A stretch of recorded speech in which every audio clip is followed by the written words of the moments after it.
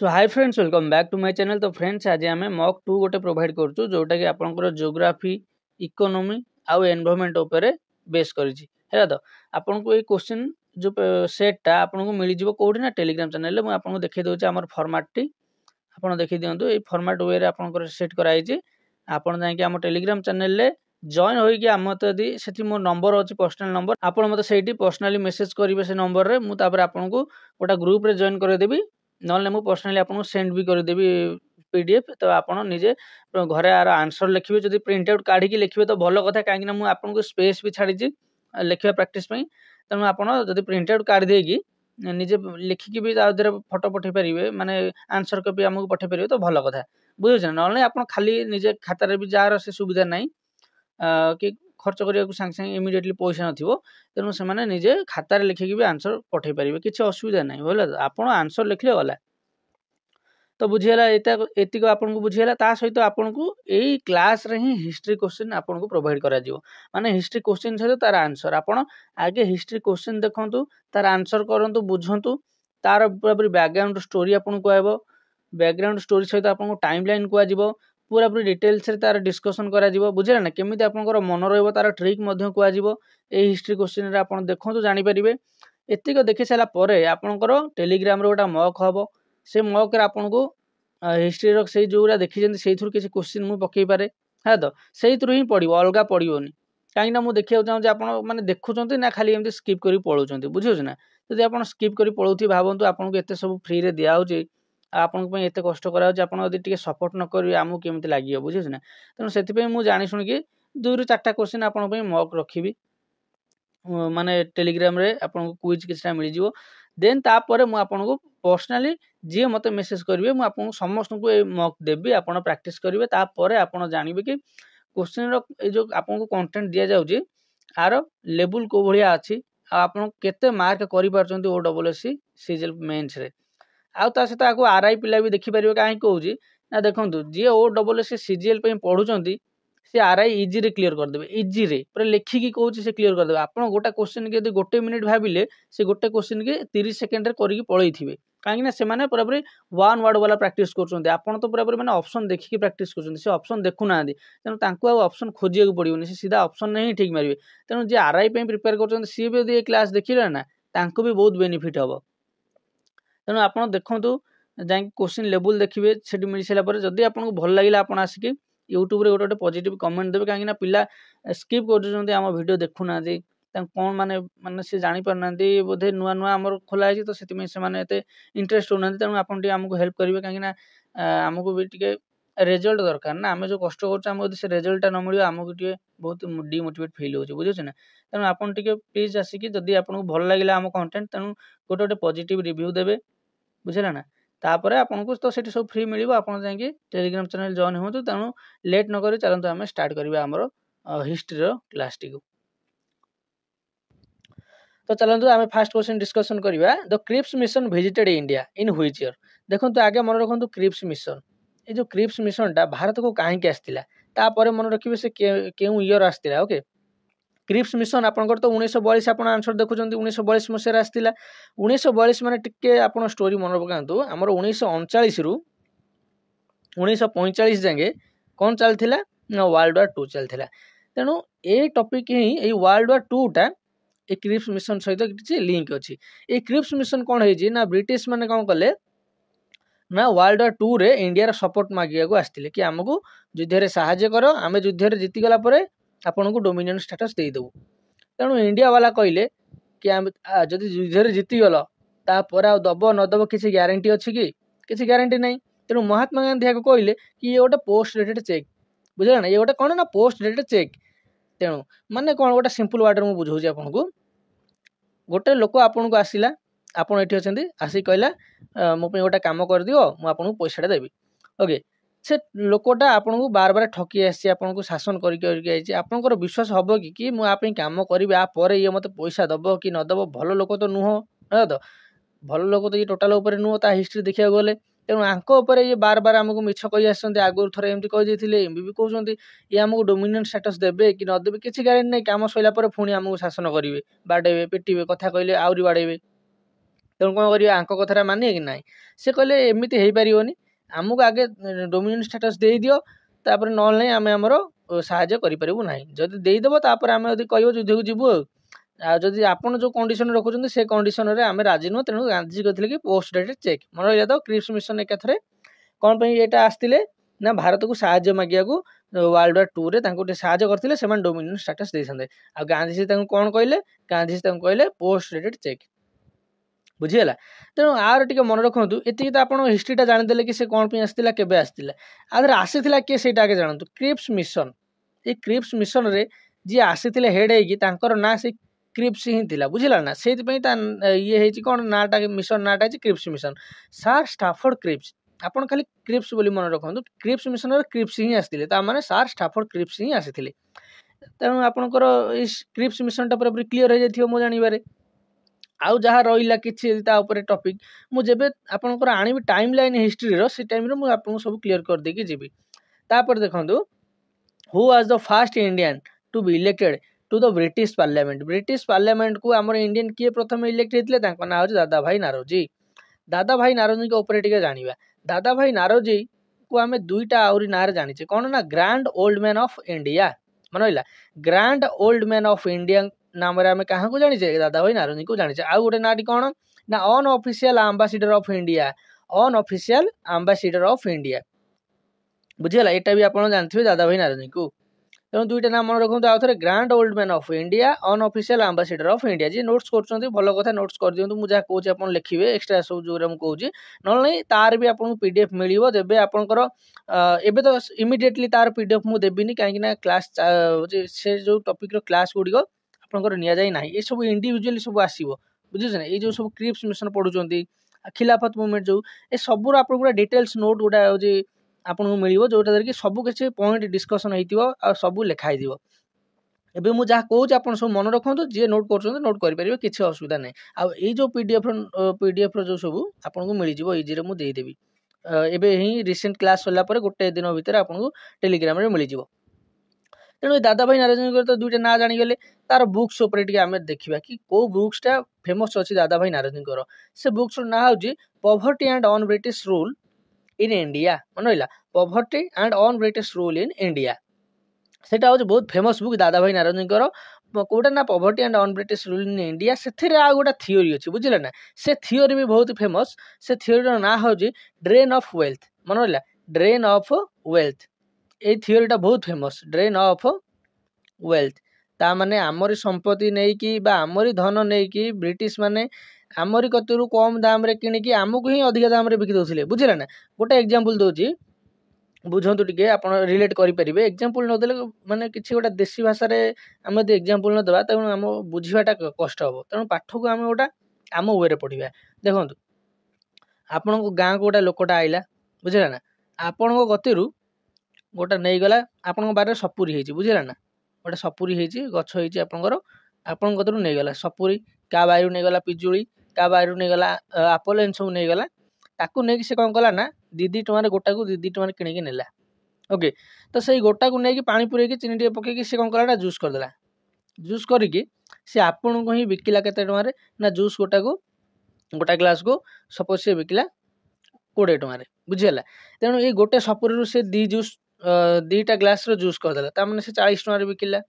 ବୁଝିଲା ନା। ତାପରେ ଆପଣଙ୍କର ଆଉ ଏଠି ସପୁରି ସେଲ୍ ହେବ କି? ଡାଇରେକ୍ଟ ଜଣେ କିଏ ଆସି ଆପଣଙ୍କ କତିରୁ ସପୁରି ଆଉ ନେବ କି? କେବେ ନେବନି। କାହିଁକି ନେବନି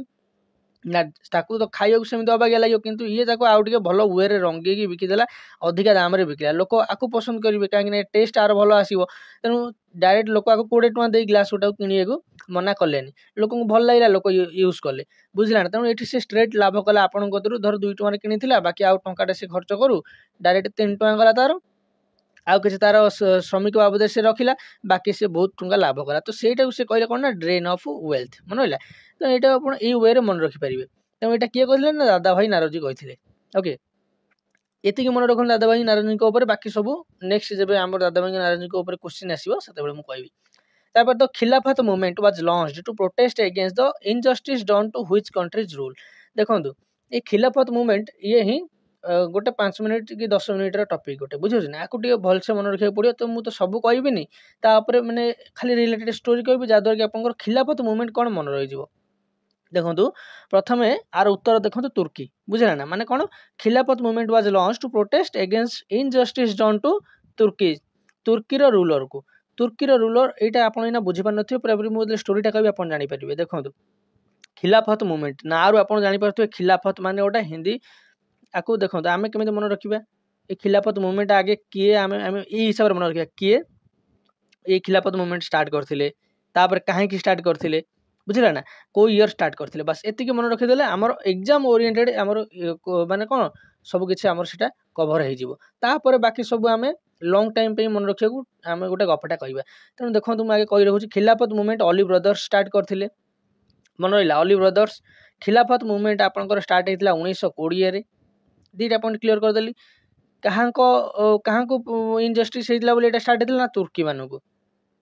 ये गला। तापर देखो किए सपोर्ट करते महात्मा गांधी खिलाफत मुवमेंट को गांधीजी सपोर्ट करते मुस्लिम लीग को बुझला ना। तो देखो मुझे गोटे कथा आपको कही रखुच्छी केमी लंग टर्म पे मन रखिए खिलाफत मुवमेंट मुझे कहली मुस्लिम द्वारा या अली ब्रदर्स मुस्लिम लीग द्वारा। देखो ये जो अली ब्रदर्स अली आप जानते कौन ना मुस्लिम जमती लास्ट को आसे अली बुझे ना। तेणु आम ओडिशा रे आम ओडिया पिला जी सब रोचे सी कौन ना जन्मरू ओडिया कहते बुझे ना किंतु जी मुस्लिम पिला सी कौन करते ना जन्मरू से हिंदी कहते ये ट्रिक कौच आप जाति धर्म को वे नेबेनि आम केमी मन रखा से वे मुझे बुझाऊँ। तेणु देखो जी भी मुस्लिम पिला देखुवे तो भी इजी हम मन रखा ये वे जे ओडिया पिला छोट बड़ू ओडिया कहते आ मुस्लिम पिला छोट बड़ू हिंदी ही कहते। तेणु हिंदी हिंदी खिलाफतटा आमर कौन गोटा हिंदी तार ओडियाटा कौन असहयोग बुझे। तेणु असहयोग आइले आपंकर आईएनसी कांग्रेस मान द्वारा या किंतु गांधीजी द्वारा किंतु खिलाफत जो आसीज से हिंदी वार्ड किए कहते आम ओडिशा रे बेसी बा छोट बड़ू आपंकर मुस्लिम पिला कहते मुस्लिम संप्रदायर लोक कहते। तेणु से हिसाब से आम मन रखा कहीं मुझे मुस्लिम वार्डटा कहली ना जो पड़ीजा क्या द्वारा कोई ना मुस्लिम लीग द्वारा आज पचार किए ना अली ब्रदर्स। तेणु आपको इजी हो गला मन रखा जे खिलाफत मुवमेंट किए स्टार्ट करते ना अली ब्रदर्स तांकर ना भी आप देखो मुझे कही रखुच्छी अली ब्रदर्स ना जनकर ना हूँ कौन ना मोहम्मद अली मन रहा जनक ना हूँ मोहम्मद अली जनकर ना हूँ शौकत अली क्लीयर अली ब्रदर्स मोहम्मद अली और शौकत अली जे कि कौन करते ना खिलाफत मुवमेंट इंडिया स्टार्ट करते एवं मन रखा कहीं स्टार्ट करते देखो सेटा मन रखा गले पछुक आमको जावाक पड़ो स्टोरी आमको जावाक पड़ो खिलाफत मुवमेंट स्टार्ट होता कौ ईयर कहली ना 1920 बुझेगा। तो ये 1920 गोटे देखो ये 1920 2 वर्ष पछक आसतु स्टोरी कौन ना 1914 रु 1918 जाए देखो 1914 रु 18 जाए आम वर्ल्ड वार 1 चलता ये जो वर्ल्ड वार 1 चलता 1914 रु 18 ए दुईटा टीम थे किए किए गोटे होती आपंकर आलाइड पावर्स आ गोटे सेंट्रल पावर्स मन रहा आलाइड पावर्स आ गोटे सेंट्रल पावर्स आलाइड पावर्स आपंकर ब्रिटेन बुझेगा। आउ सब किए किए थे आप जानते कमेंट करेंगे मुझे कहूनी कहीं सी आम अजथा जानवा दरकार नहीं जी इंपोर्टाट मुझे कहूँ जिते आर थीओरी पढ़ा से सबकि मुझे कहबी। तो देखो आलाइड पावर्स थे ब्रिटेन सेपटे सेंट्रल पावर्स किए थे ना ओटोमन अंपायर मन रहा सेंट्रल पावर्स किए थे ना ओटोमान अंपायर ओटोमान एम्पायर जो थे सी देखो ये जो ओटोमान एम्पायर क्या नहीं गठित बुझे ना ये ओटोमान एम्पायर सी थे आपंकर गोटे एरिया थिला जो थे कि तुर्की मन रहा तुर्की Iraq Palestine Syria Lebanon Egypt मन रहा तुर्की Iraq Palestine Syria Lebanon Egypt एतिक थे ओटोमान एम्पायर रे। तो ये जो कौन है ना ये जिते बड़े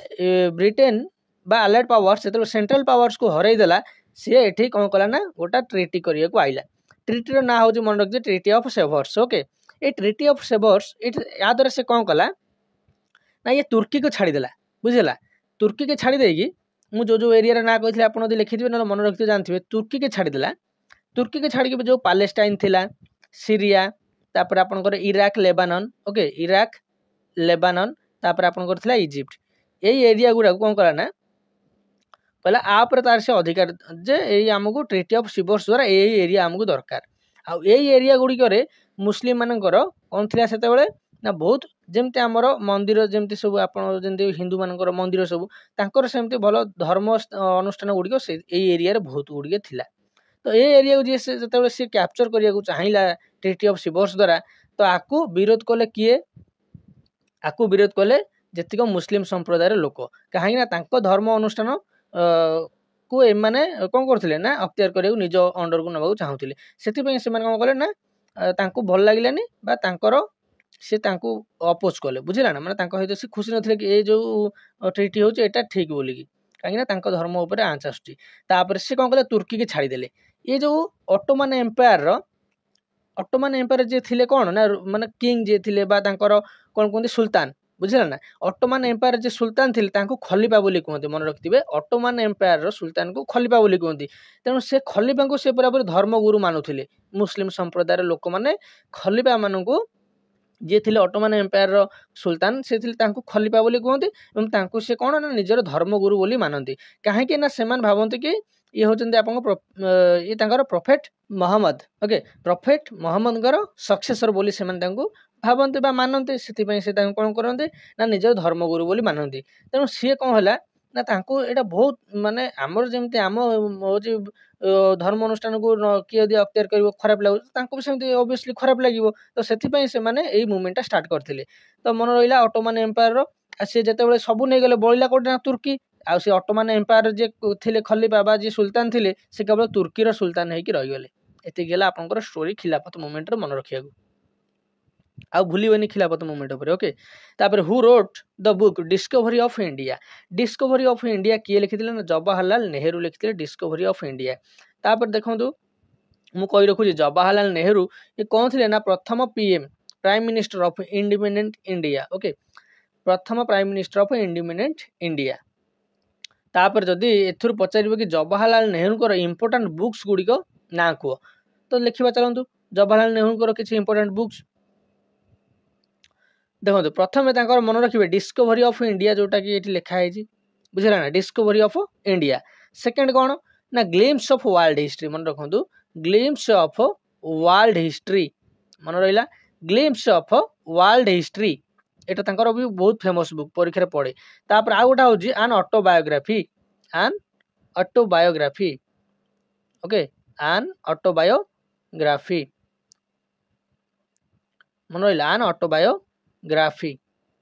ତାପରେ ଆଉ ଗୋଟେ ସେମିତି ଅଟୋବାୟୋଗ୍ରାଫି ଉପରୁ ପଡ଼ିବ କଣ ନା ଟୁୱାର୍ଡସ୍ ଫ୍ରିଡମ୍, ମନେ ରଖିବେ towards freedom, okay, towards freedom ଯଦି ପଇଲା ବି ସେଇଟା ହେବ ଆପଣଙ୍କର ଟୁୱାର୍ଡସ୍ ଫ୍ରିଡମ୍। এটা ବି ଆପଣଙ୍କର ଲେଖିଛନ୍ତି କି ନା ଜବାହରଲାଲ ନେହେରୁ, ଲେଖିବେ ମୁଁ ଫ୍ରି ଲେଖିଛି ଆପଣ ଫ୍ରିଡମ୍ ଲେଖିବେ, okay. Towards freedom Jawaharlal Nehru,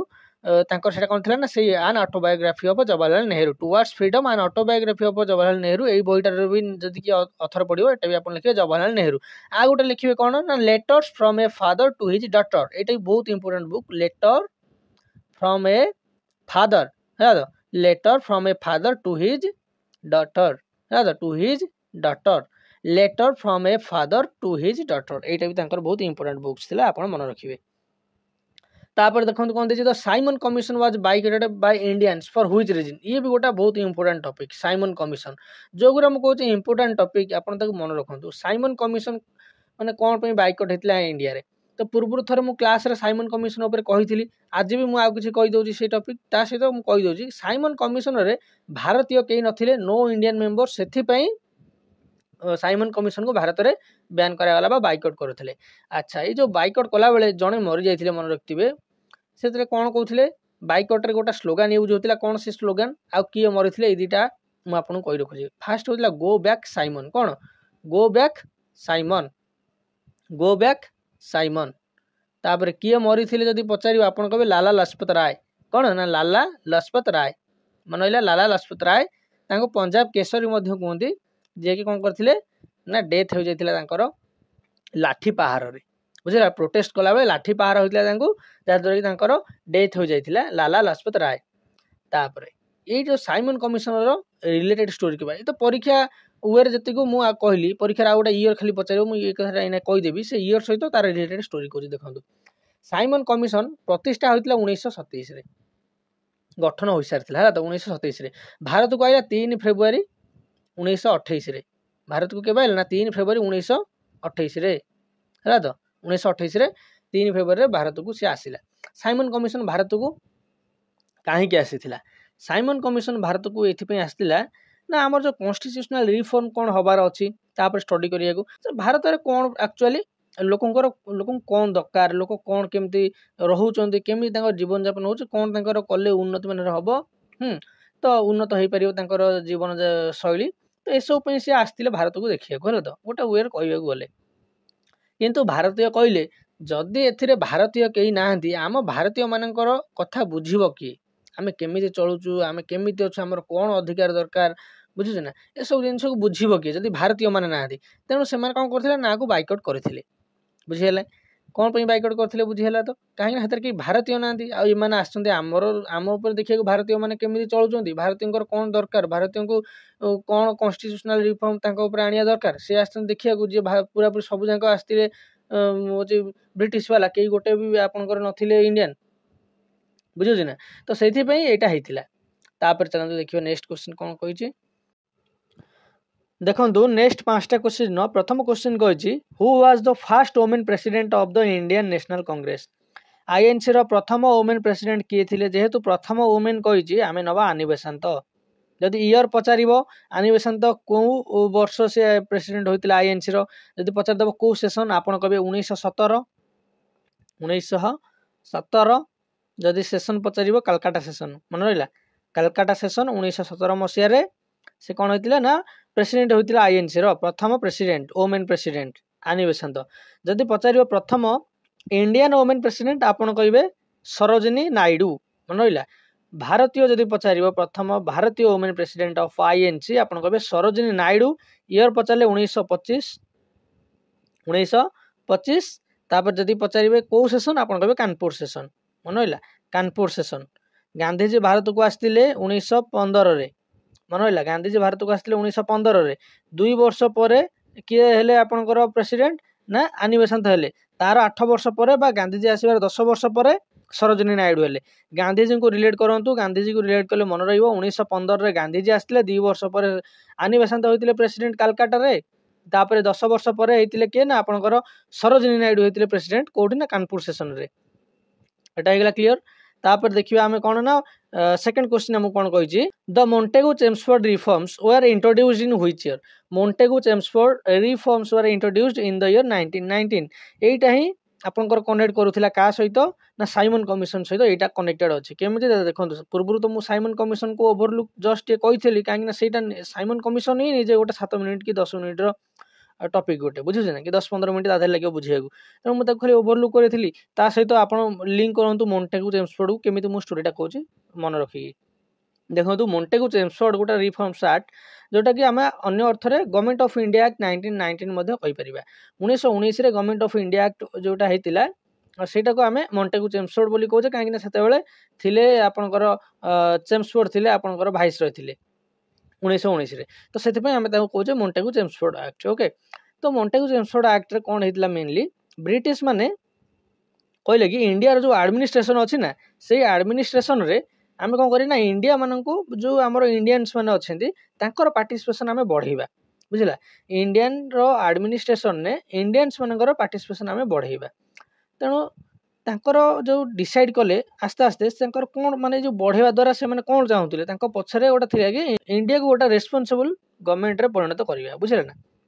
आम इंडिया गोटे रेस्पॉन्सिबिलिटी गवर्नमेंट तैयारी करवा गोटे रेस्पॉन्सिबल गवर्नमेंट रे परिणत करवा तापर आउ गोटे प्रोविजन थिला कौन ना ये जो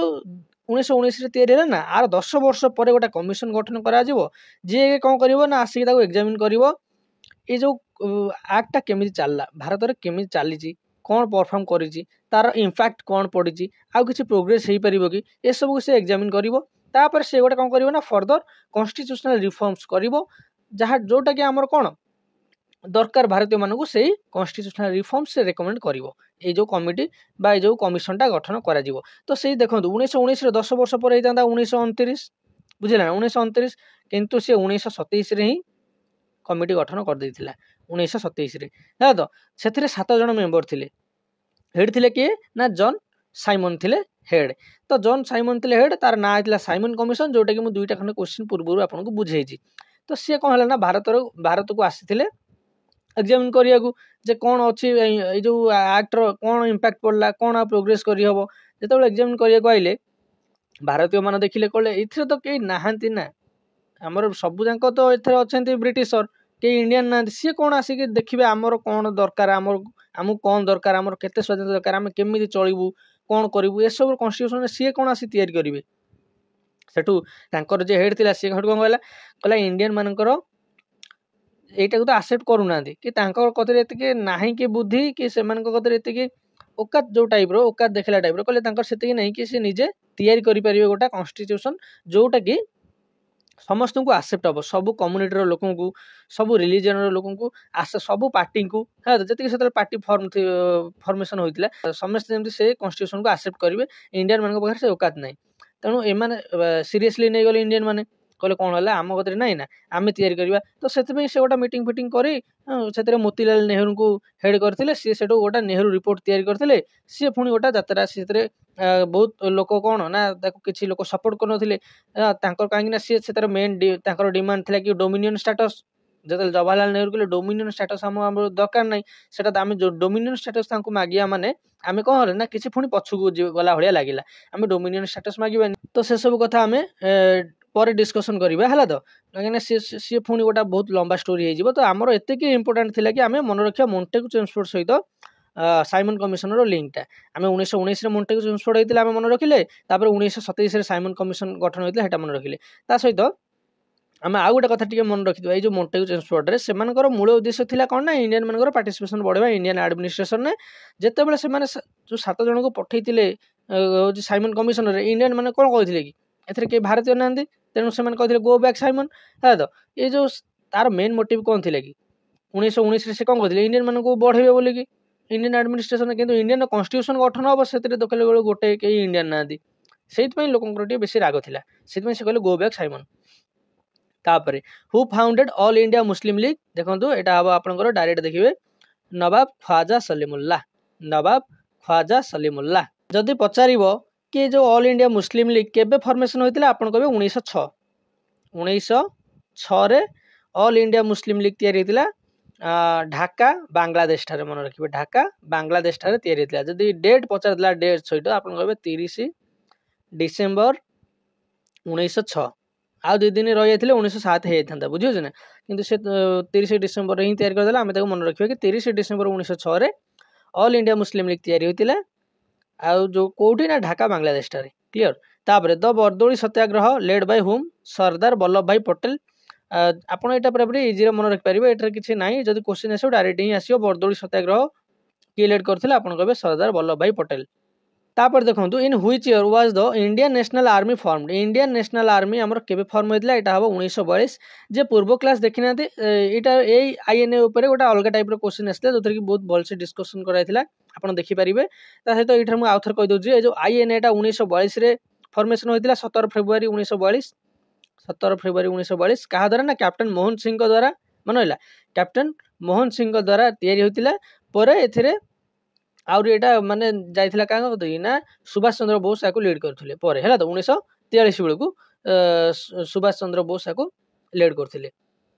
अच्छा यहाँ कौटी तैयारी थिला ना सिंगापुर मन रखिए सिंगापुर 1942 मसीह कैप्टन मोहन सिंह या कौन करथिले ना फॉर्मेशन करथिले परे या जॉइन करथिले किए ना सुभाष चंद्र बोस मन रखिए कैप्टन मोहन सिंह छड़ा आउ एथिरे किए जणे थिले आपण कहिबे सेटा मु से वीडियो रे कहिथिली आपण एटा देखिक मते कहिबे जे सेतरे तांको हेड कराइथिला बुझिस ना ए जो आईएनए रे तांको हेड कराइथिला देखंतु नेक्स्ट क्वेश्चन कोन कहि जी ना the Congress split into 2 groups moderates and extremists in which year moderate and extremist दुई भाग रे परिणत हो गला आपनकर कांग्रेस मॉडरेट गोटा आउ एक्सट्रीमिस्ट गोटा मॉडरेट रे रहिथिले के गोपाल कृष्ण गोखले देखंतु मॉडरेट को आपण मन रख परिबेनी एते अछन किंतु एक्सट्रीमिस्ट को मन रख परिबे लाल बाल पाल आपंकर अरविंद घोष मन रहा लाल बाल पाल आउ अरविंद घोष बाकी जी सब मॉडरेट तो एक्सट्रीमिस्ट जानीगले आउ मॉडरेट भी जानीगले बुझे ना एक्सट्रीमिस्ट जी सी कौन करते ना माने से कौन कहते कि आमको जी गोटे मार आम दुईटा मारा किंतु मॉडरेट वाला कौन कहते ना आमको जी गोटे मार्च आम आउ गोटे गाला देखा बुझीगला ना तो आंक भितर एतिक डिफरेन्स आप मन रखिए जे मैंने नरम होकर रोते एम पूरा गरम होकर रोते आउ यहाँ दी भाग विभक्त है केवे ना 1907 थिले किए ना लाल बाल पाल अरविंद घोष अच्छा ठीक अच्छे जदि आपन को पचार ये पुणी मिसीगले के 1916 बुझेगा 1916 पुणी मिसी जाइए तापर सेटा कहते कौन ये जो 1907 जोटा सी कौन होता ना डिवाइड होते आपको कहते सुरटर यहाँ होता बोली सुरट स्प्लिट कहते मन रहा सुरट स्प्लिट कहते कहीं यहाँ सुरटर ही जो आईएनसी सेसन होता से ही डिवाइड होते 1907 मसीह से कहते सुरट स्प्लिट क्लीयर मन रखिए ओके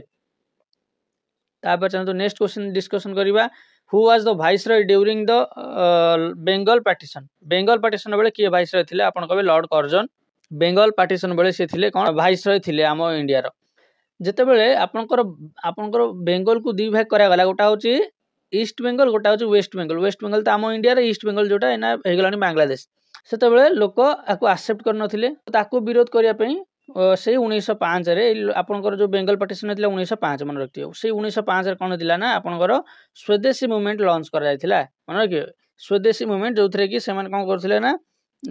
विदेशी जिनपतर ये सब को से एत व्यवहार करते कौन करते ना यही बेंगल को जो पार्टीशन करदे आंटी पार्टीशन हिसाब से स्वदेशी मुवमेंट को लॉन्च कले मन रहा तापर देखो आमको कौन पचार ना the Lucknow pact was signed between which two parties देखो लखनऊ पैक्ट आपंकर आईएनसी आउ मुस्लिम लीग द्वारा साइन कर जाइथिला तो जान था यहाँ आपंकर 1916 मसीह होता 1916 मसीह होता ता सहित जब पचारे से टाइम रे आपंकर आईएनसी किए थे प्रेसिडेंट आपन कौन कहे से टाइम रे आईएनसी प्रेसिडेंट थे अंबिका चरण मजुमदार मन रखिए अंबिका चरण मजुमदार थे से टाइम रे आईएनसी प्रेसिडेंट तो ये जो आपंकर लखनऊ पैक्ट आपर आम गोटे सेपरेट क्लास नवा ना जो आउ गोटे भिड आसो मुझे आर पूरा पूरी डिटेल थ्योरी कहि कहीं ऑलरेडी ये वीडियो बहुत लॉन्ग हो गला ओके तेणु मुझे डिस्कसन करी बाकी बहुत क्वेश्चन अच्छे सी भी आउ मिस हो जाए तेणु आपर आम गोटे खाली मु खाली हिंट कर देदेली कि आपंकर आईएनसी और ऑल इंडिया मुस्लिम लीग भितर होता आटा से टाइम 1916 मसीहा था आ टाइम आईएनसी प्रेसिडेंट थी किए अंबिका चरण मजुमदार आ सहित आउ गोटे कथा मन खाली मुझे ये कहीदे जो एग्रीमेंटा होना कि यहाँ हिंदू और मुस्लिम गोटे यूनिट बोलिकी गोटे यूनिट होती बोलिकी देखापी कराई बुझे ना यहाँ आर गोटे हिंट्स मुझे खाली दूसरी कि तार पूरा डिटेल्स रे नेक्स्ट क्लास रे आपको डिस्कसन करी जो क्वेश्चन मुझे कौन नेक्स्ट क्लास डिस्कसन करी से सब क्वेश्चन आम भलसे आउ थे आने पूरा डिटेल डिस्कसन करवा कहीं ये सब कभर करवा एत इजी नुह गोटे भिडियो जब मुझे सब कभर करी डिटेल्स तेज भावतु के लंग हो बुझे ना आप तो देखिए ना मुझे घंटे 2 घंटार भिडियो करी आप देखुना तो मुझे समय भिडियो कर लाभ कौन पाइबी तापर who was the governor general during the revolt 1857 रो जितेबाला होता 1857 रिवोल्ट से गवर्नर जनरल किए थे गवर्नर जनरल थे लॉर्ड कैनिंग आप कहे गवर्नर जनरल कहीं भाइसरॉय कहीं है देखो 1857 युद्ध पर ही 1858 आसला आक्ट तापर ही जाकि आपंकर गवर्नर जनरल जड़े भाइसरॉय परिणत हेले बुझे ना ता पूर्व हो नथिले तो से गवर्नर जनरल पचार आप लॉर्ड कैनिंग नहीं मुझे आपको बुझे कि जी governor general of India last जी थे सी होती भाइसरॉय फास्ट तेणु ये लॉर्ड कैनिंग भाइसरॉय फास्ट मैंने governor general of India last सी थे बुझेगा तापर the doctrine of lapse was introduce देखो जो 1857 गोटे सेपरेट क्लास गोटे आसो okay the doctrine of lapse was introduce by whom Lord Dalhousie को द्वारा आउ कौन कौन हो इंट्रोड्यूस होता कोटा आप जानले केवल डॉक्ट्राइन ऑफ लैप्स जानले डॉक्ट्राइन ऑफ लैप्स को गोटे सिंगल वर्ड में कहीदे जो राजार निजर पुओ न सी आनी पारे कौन माने जमी कहते कि कौन से पाली पारे आउ कहार पुओ को आणिकी निजर पुओ न तार कौन करते ना ब्रिटिश सरकार सी मलापर तार जो एरिया थिला ताको से अख्तियार करते निज अंडर को नहीं जाते बुझे ना तो यहाँ कहते डॉक्ट्राइन ऑफ लैप्स तो ये डॉक्ट्राइन ऑफ लैप्स भी आउरी तापर क्वेश्चन हो पार से सब क्वेश्चन आगे को आसो किंतु आप जानते कि लॉर्ड डेलहाउसी आइला मैंने लॉर्ड डेलहाउसी कार्यकलाप सी कौन कौन इंपोर्टेंट काम करते जाना देखो लॉर्ड डेलहाउस कार्यकाल हूँ 1848 रु 1856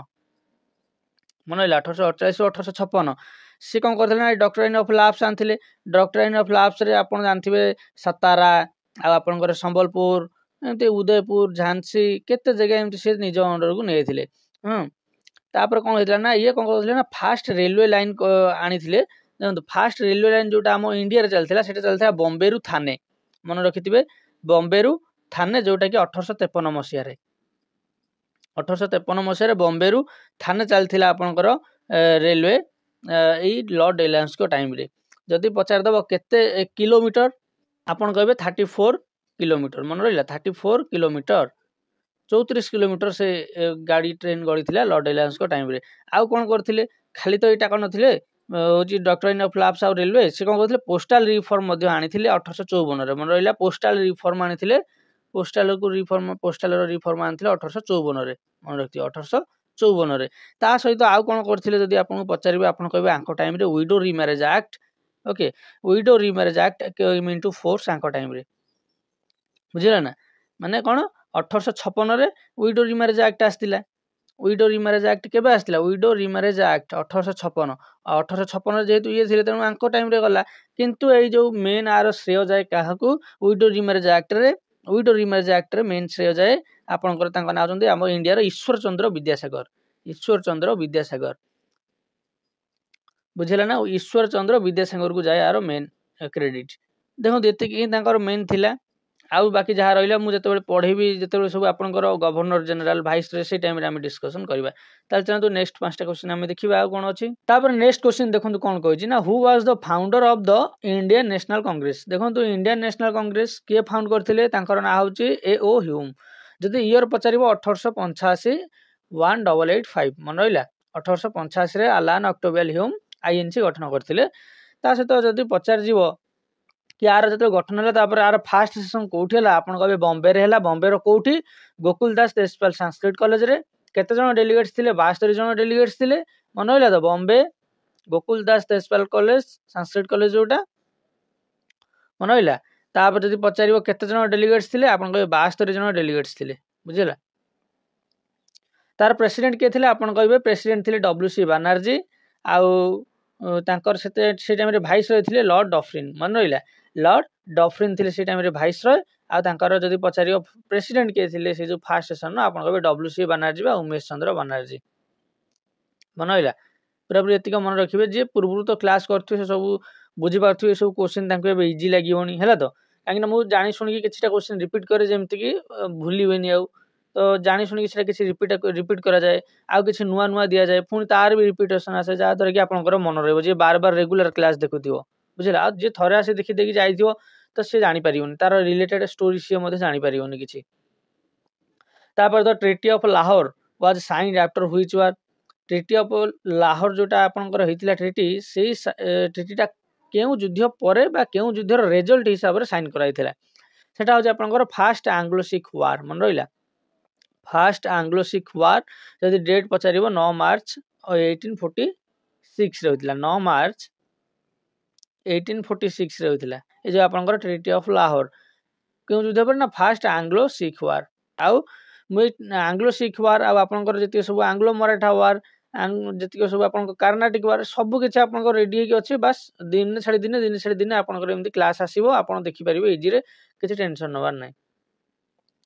तापर हु लेड द रिवोल्ट 1857 इन कानपुर रु किए लीड करथिले 1857 रो रिवोल्ट को आपन कहबे नाना साहेब